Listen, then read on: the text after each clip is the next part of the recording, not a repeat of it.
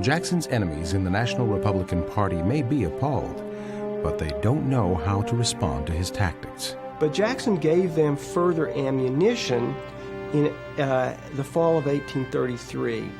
He decided that the bank was using its millions to foment political opposition to Jackson and to bribe congressmen and editors into coming out to take a pro-bank position so that the bank could be rechartered again and passed over a second veto.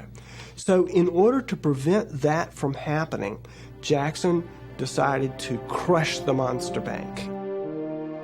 Jackson cannot legally abolish the institution before its charter expires, so instead, he decides to weaken it. The bank's charter said that the bank had the right to hold all the government's money unless the Secretary of the Treasury decided that it was no longer safe.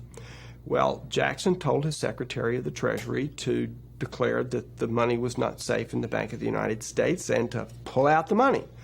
Well, the man thought he was in office to follow his own conscience rather than the orders of Andrew Jackson, and he refused. So Jackson said, "Listen, you're working for me, you're not working for your conscience, out of here." And he was fired. It was not until his third nominee to become Secretary of the Treasury, Roger Taney, that he found somebody who would withdraw all the United States deposits out of the Bank of the United States and then place them in banks that were friendlier to the Jacksonian interest. National Republicans and some Jacksonians were concerned. Jackson's forceful, some claim tyrannical, tactics helped galvanize the opposition. By the mid-1830s, a new political party is ready to assert itself into national politics under the banner of the Whigs. And the Whigs had been the name of the party in England who had always resisted the power of the king. So they call themselves Whigs in America because they were resisting the power of Andrew Jackson. And they began running candidates in local elections. They did surprisingly well. And so they went from strength to strength. What happened as a result of Jackson's attack on the bank was that the United States became polarized. The two parties differ from one another in their constituencies, the type of leaders they attract, and in their philosophies.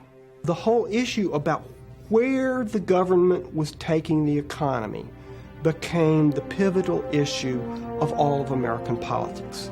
Do we support a Bank of the United States, federal grants to internal improvements, or is the best way to protect American liberty to try to keep the economy as much the way as it used to be as possible?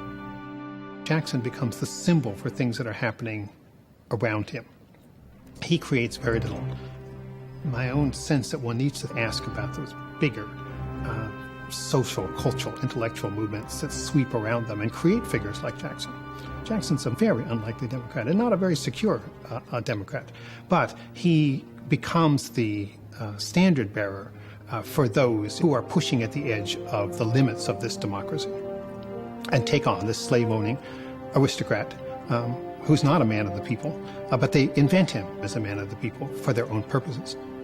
The first people's president's really Martin Van Buren, but he comes along to consolidate what Jackson was able to symbolize at the beginning.